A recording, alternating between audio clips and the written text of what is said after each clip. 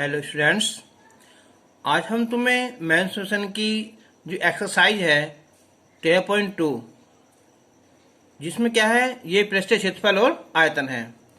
तो उसमें जो एक्सरसाइज है 13.2 उसमें है बेलन।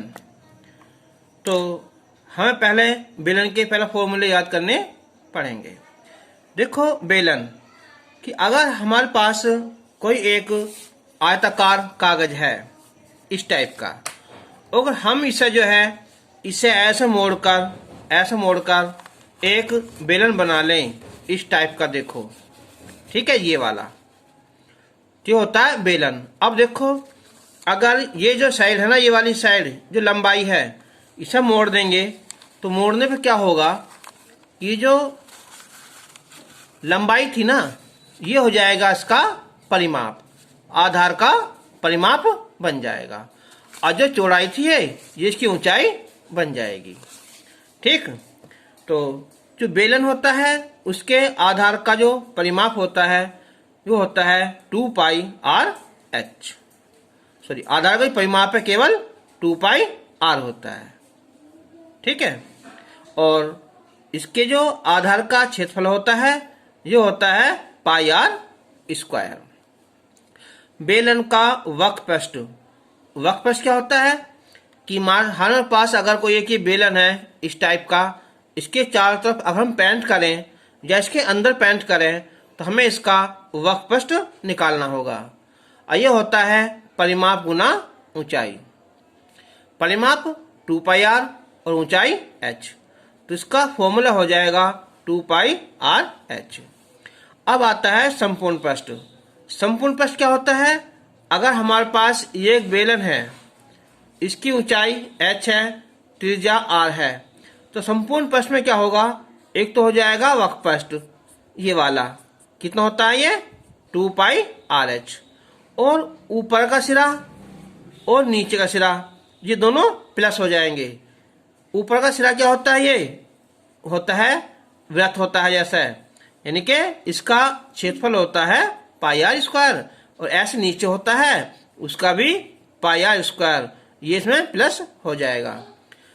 तो संपूर्ण पृष्ठ हो जाएगा वक्रपृष्ठ प्लस दोनों सिरों का क्षेत्रफल।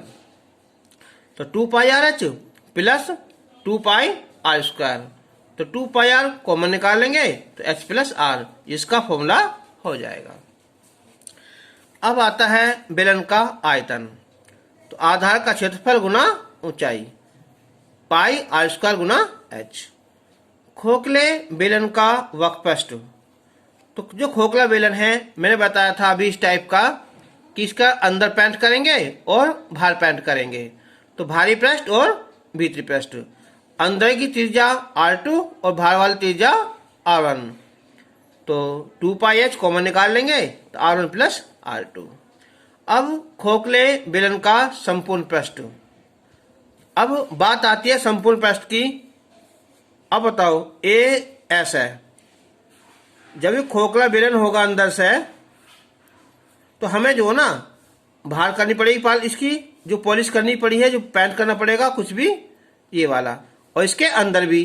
लेकिन एक सिरा ये बचेगा ऊपर का ये वाला, और एक ये नीचे का बचेगा, यानी कि ऊपर का सिरा ऐसा होगा इस टाइप का। तो ये चीज हमने R1 मान ली बाहर वाली, और ये छोटी वाली अंदर की है R2 मान ली। तो ये क्या होगा हमारा, ये हो गए 2 वृत्त। तो इसका क्षेत्रफल होता है पाई R1 square minus pi R2 square. ठीक है, पाई कॉमन निकाल लेंगे तो ये R1 square minus R2 square, और ये ऊपर भी है और नीचे भी है ये वाला, तो इसमें जुड़ जाएगा ये।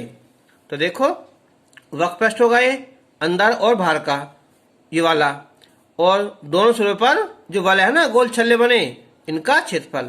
तो तुम चाहो तो डायरेक्ट फॉर्मूला याद कर सकते हो, 2 पाई R1 प्लस R2। R1 क्या है, ये बाहर की त्रिज्या है, और R2 अंदर की है, और H plus R1 minus R2। अब अगर खोखला बेलन है, इस टाइप का बेलन है ये, हम कहने लगे कि जो हमारा इसमें कितना प्लास्टिक लगा हुआ है, तो हम क्या करेंगे, बाहर का निकालेंगे आयतन और फिर अंदर का आयतन, तो बीच की जो धातु लगी हुई है ना वो निकल जाएगी। तो इसका फॉर्मूला याद रखना, पाई R1 स्क्वायर एच और minus pi R2 square h. Pi h common निकाल लेंगे तो R1 square minus R2 square. तो मैं समझता हूं कि तुम्हारे फॉर्मूले याद हो जाएंगे या कुछ देर बाद इन्हें याद कर लेना। तो अब हम जो है एक्सरसाइज शुरू करते हैं और उससे पहले जो हम कुछ एग्जाम्पल लेते हैं। एग्जाम्पल एक है कि एक आयताकार कागज जिसकी विमाएं 8.8 सेंटीमीटर गुना 2.8 सेंटीमीटर है को उसकी लंबाई के सापेक्ष मोड़कर बेलन बनाया जाता है। तो इस प्रकार प्राप्त बेलन की त्रिज्या ज्ञात करो और उसका आयतन ज्ञात करो। तो देखो मैंने तुम्हें अभी बताया था कि अगर देखो हमारे पास क्या है कि ये आयताकार कागज है, इसकी जो लंबाई है ये 8.8 है और इसकी जो चौड़ाई है ये 2.8 है। ठीक है, 2.8 है ये और ये 8.8 है। तो उसने कहा है कि लंबाई के सापेक्ष मोड़ दो। जब हम इसे इस प्रकार से मोड़ेंगे ऐसे तो क्या होगा, ये हमारा बेलन बन जाएगा। ठीक, अब जो बेलन की जो क्या होगी देखो, फिर देख लो, ये जो है ना 2.8 ये तो हो जाएगी इसकी ऊंचाई हो जाएगी ऐसा है। और ये जो दूसरी भुजा है ना जो लंबाई मोड़ी है ये क्या हो जाएगी इसकी यहाँ परिधि। इस बात को याद रखना कि जिस लंबाई भुजा को हम मोड़ते हैं ना, जिस भुजा को हम मोड़ते हैं क्या होती है इसके ये परिमाप हो जाता है। ठीक है, तो हम लिखेंगे कि 8.8 सेमी भुजा को मोड़ने पर प्राप्त बेलन के आधार की परिधि, आधार की परिधि ये होती है फॉर्मूला 2πr। ये हो जाएगा 8.8 सेंटीमीटर। अब हम 2 पाई की रखेंगे वैल्यू 22/7 गुना r बराबर 8.8। जो r की वैल्यू निकालेंगे ना तो क्रॉस गुना हो जाएगी यहाँ 7 गुना 8 गुना 8 और बटे 2 गुना 22। अब हम पॉइंट करेंगे 22 चौक 88, ये 0.4 आ जाएगा। 2 से डिवाइड करेंगे 0.2 आ जाएगा तो 7 दूनी 14 तो 1.4 सेंटीमीटर उस बेलन की त्रिज्या हो जाएगी।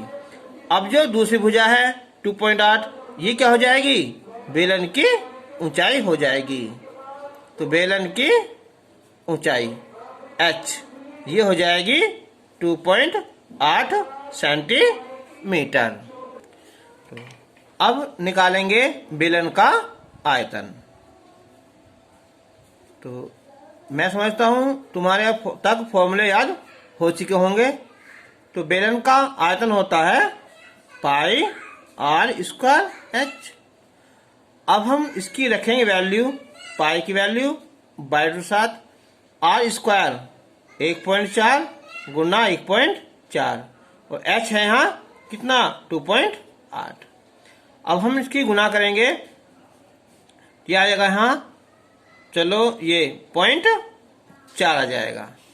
ठीक है, अब गुना करते हैं, 4 से गुना करेंगे हम 22 चौक 88, 1 पॉइंट बाद लग जाएगा। अब 14 गुना 14 मान लो इन्हें तो ये आएगा 1.96। ठीक है, गुना कर लेना तो क्या आएगा इसका सेंटीमीटर स्क्वायर इसका आयतन आ जाएगा।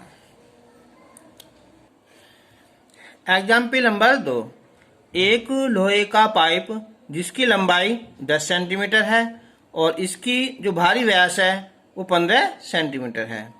अब यदि पाइप की मोटाई 2 सेंटीमीटर है तब पाइप का संपूर्ण पृष्ठीय क्षेत्रफल ज्ञात कीजिए। तो तुम्हें याद हो तो मैं अभी बताया था मैंने तुम्हें, ये क्या हमारा खोखला संपूर्ण पृष्ठ। तो इसका फॉर्मूला था 2 पाई r1 प्लस r2 और h plus r1 minus r2।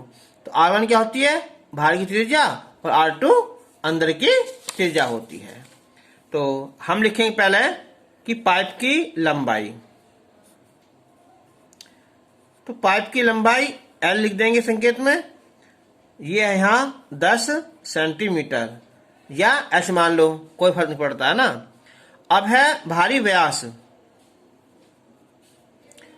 जिसका भार का व्यास है यहाँ 15 सेंटीमीटर। तो इसकी भार की त्रिज्या हो जाएगी, बाहरी त्रिज्या, इसे लेंगे हम R1। इसका आधा कर देंगे तो 7.5 सेंटीमीटर आ जाएगा। ठीक है।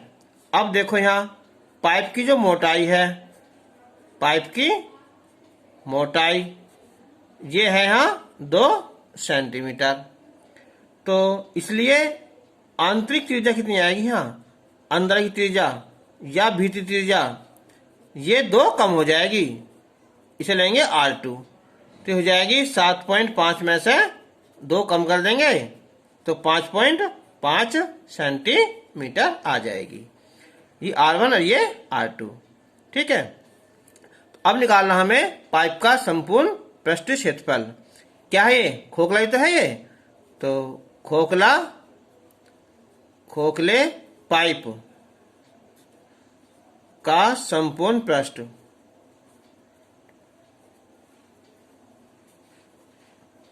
तो इसका फॉर्मूला लिखा तो मैं यहाँ कि 2 पाई R1 प्लस R2 और H plus R1 minus R2। तो H क्या होता है, L। अब इसे L लिख दो चाहे S लिख दो। ठीक है। अंतर इतना भाई, ऐसा कर दिया हमने तो लंबाई होगी, अगर ऊंचाई S खड़ा कर दिया तो ऊंचाई होगी, बात एक ही है।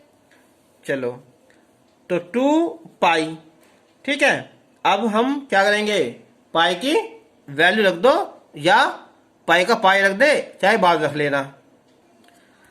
तो 2 पाई की वैल्यू 22/7। R1 कितना है 7.5 और प्लस ये R2 5.5। H 10 हो जाएगा यहाँ, ये 7.5 माइनस 5.5। क्षेत्रफल आता है स्क्वायर में, इन सेंटीमीटर स्क्वायर। तो अभी हो जाएगा 22 दूनी 44/7। ये 7 5 12, ये हो जाएंगे पूरे 13 हो जाएंगे। ये 2 बचेंगे 10, ये कितने है 12। तो इन सब की अब आपस में गुना कर लेंगे, है ना। तो 13 चौका 52, 5 13 चौका 52 और 5 ये 57 हो गए, गुना 12/7। अब 12 दूनी 24, 2 12 7 84, 2 86, 8 12 पंजे 60, 8 68/7। अब हम इसे भाग कर देंगे, है ना। तो भाग करने पर आ जाएगा, देखो यहाँ 7 9 63, क्या बचेगा है 5, 7 8 56, आग 4 बचेगा तो 0 उतार लेंगे, फिर 7 पंजे 35, 7 7 49। ठीक है, सेंटीमीटर स्क्वायर इसका आंसर आ जाएगा। उदाहरण 3 है कि एक बेलन में यदि ऊंचाई को दुगना कर दें और त्रिज्या को आधा कर दें तब इसका आयतन क्या होगा। तो हम जो लिखेंगे पहले ये लिखेंगे कि माना जो बेलन है, बेलन की त्रिज्या R और उसकी जो ऊंचाई है वो H है। तो इसका आयतन हो जाएगा, आयतन होता है V होता है कितना, पाई स्क्वायर H हो जाएगा। इसे मान लेंगे हम V1। अब री ऊंचाई को दुगना कर दें, यानी कि नई ऊंचाई जो है ना ये हो जाएगी दुगनी, यानी कि 2H, और नई त्रिज्या आधी कर दो, यानी कि R/2 कर दो। तो नया आयतन, जो नया आयतन है ना, ये हो जाएगा पाई R², R की जगह R/2 का वर्ग और ऊंचाई 2H। तो पाई R²/4 गुना 2H। तो ये 2 दूनी 4, तो ये हो जाएगा पाई R²H/2। ये क्या हमारा V1 है ना, यानी क्या हो जाएगा, इसका आधा हो जाएगा। अब जो नया आयतन अगर V2 मान ली हम तो क्या होगा, ये पहले से आधा हो जाएगा ना। तो यानी कि अर्थात जो आयतन है वो आधा हो जाएगा, आधा हो जाएगा। अब हम एक्सरसाइज 13.2 के क्वेश्चन नंबर 2 कि धातु की, जो पहला क्वेश्चन है तो आसान सा है, केवल फॉर्मूला लगाओगे हो जाएगा। तो धातु की एक चादर से 1 मीटर ऊंची और 140 सेंटीमीटर व्यास के आधार वाली एक बंद बेलनाकार टंकी बनाई जाती है। तो इसके लिए कितने वर्ग मीटर चादर की आवश्यकता होगी। अब सोचो, जब हमें एक टंकी बनानी है, ये टंकी, इसकी जो हाइट है ये है 1 मीटर और इसका जो व्यास है ये है 140 सेंटीमीटर। तो क्या होगा, जो त्रिज्या है इसकी आधी हो जाएगी, यानी कि 70 सेंटीमीटर हो जाएगा। अब हम 70 को 100 से भाग कर देंगे तो ये मीटर हो जाएगा। फिर हम क्या निकालेंगे, देखो बंद है ना, तो ऊपर का भी क्षेत्रफल आएगा, आ जाएगा और नीचे का भी आ जाएगा, और ये साइड का है ही, तो हो जाएगा टोटल संपूर्ण पृष्ठ हो जाएगा। तो याद है सूत्र इसका, ये है 2 पाई r और h प्लस r। तो हम लिखेंगे अब यहाँ कि बेलनाकार टंकी, बेलनाकार टंकी की ऊंचाई h 1 मीटर और आधार का व्यास ये है 140 सेंटीमीटर। तो हो जाए, इसकी त्रिज्या आधी हो जाएगी, 140 बटे 2, ये हो जाएगा 70 सेंटीमीटर, या 70 बटे 100 कर लेंगे तो ये मीटर। 0 से 0 कैंसिल हो जाएगी यहाँ, तो 7 बटे 10 मीटर हो जाएगा। अब हमें लिखेंगे कि टंकी बनाने में लगी चादर का क्षेत्रफल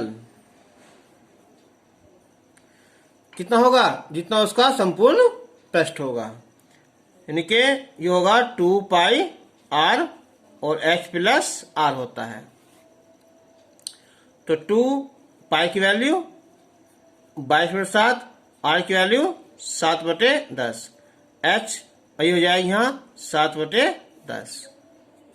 7 से 7 कैंसिल हो जाएगा और ये 22 दूनी 44/10, 10 में 10 7 7/10।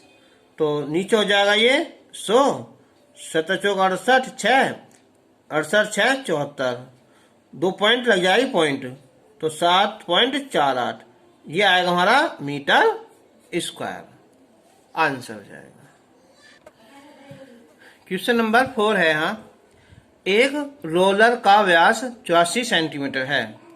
रोलर होता है ऐसा, जिसका आकार क्या होता है, बेलन जैसा होता है ऐसा, या मान लो ऐसा होता है सड़क कूटने वाला ऐसा, या गांव में क्या होता है खेत को समतल करने वाला। अब एक बात देखो, अगर हमारे पास क्या है कि रोलर है, ये देखो ठीक है, निशान दिखा होगा तुम्हें ना, जब हम इससे किसी खेत को या मैदान को हम समतल करेंगे ऐसा है, तो इसका एक राउंड हो जाएगा पूरा। तो एक राउंड में कितनी जगह करेगा ये, जितना इसका वक्र पृष्ठ होगा। संपूर्ण नहीं, संपूर्ण में तो ये साइड आ जाएगी, यहां से थोड़ी करना हमें इसे समान समतल नहीं दस करना, केवल क्या निकालना हमें इसका वक्र पृष्ठ। तो याद रखना कि रोलर द्वारा एक चक्कर में समतल की गई जो जमीन क्षेत्रफल है मैदान कितना होगा, जितना इसका वक्र पृष्ठ होगा, यानी कि 2 पाई RH। और इसने लगाए हैं कितने यहाँ 500 चक्कर, तो हम 500 से गुना कर देंगे। ओके चलो, तो हम लिखेंगे पहले रोलर का व्यास। तो रोलर का जो व्यास है ये है 84 सेंटीमीटर। तो इसकी जो ये आ जाएगी हमारी त्रिज्या r, इसकी आधी कर दो 84/2, की हो जाएगी 42 सेंटीमीटर। और इसकी जो लंबाई है, ठीक है, इसे L कह दो, ऐसा काम करेगी। यह है 120 सेंटीमीटर। तो रोलर द्वारा एक चक्कर में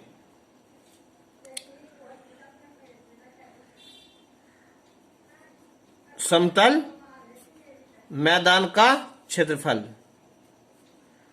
कितना होगा? जितना रोलर का वक्र पृष्ठ होगा, यानी कि 2πr/h कह दो या L कह दो। चलो h लिख दो, h की पढ़ी ना, इस कर दो। अब लिखेंगे हम, तो रोलर द्वारा कितना है? 500 चक्कर में मैदान का क्षेत्रफल। तो 500 से गुना कर देंगे हम, 2πr/h। तो 500 दूनी ये 1000 हो जाएगा, और ये पाई की वैल्यू 22/7 हो जाएगी, r की वैल्यू 42, और h जो लंबाई काम करेगी 120। तो ये 7×42, तो 3 और 1 4, 1 2 3 4 जो हो जाएंगी, और ये 12 दूनी 24, 2 12 24 2 26, और गुना क्या होता है? 6। तो ये हो जाएगा सेंटीमीटर स्क्वायर। तो अब ये 1 2 3 4, और ये 6 चौक 24 2, और ये 6 संग 36 2 38, 3 6 दूनी 12 3 15 सेंटीमीटर स्क्वायर। अगर हम इसे मीटर में चेंज करेंगे, ठीक है, तो देखो अब कितना आ जाएगा। तो यानी कि 15 84 1 2 3 4। देखो, जब हम केवल स्क्वायर ना होता तो हम इसे 100 से डिवाइड करते, स्क्वायर है तो इनके 2 बार हो जाएगा। तो इसको मतलब क्या हुआ? 4 0 खत्म हो जाएंगी, तो यानी कि 1584 वर्ग मीटर या मीटर स्क्वायर क्षेत्रफल को समतल कर देगा। तो आज के लिए इतना। अब इससे आगे क्वेश्चन जो है हम नेक्स्ट वीडियो में करेंगे। देखो, हम अगली वीडियो में केवल ये नहीं, एनसीईआरटी, इसमें हम कुछ एक्स्ट्रा क्वेश्चन होते हैं ना, उनको भी हम सोल्व करेंगे, करते भी हैं और करेंगे भी। तब तक के लिए धन्यवाद।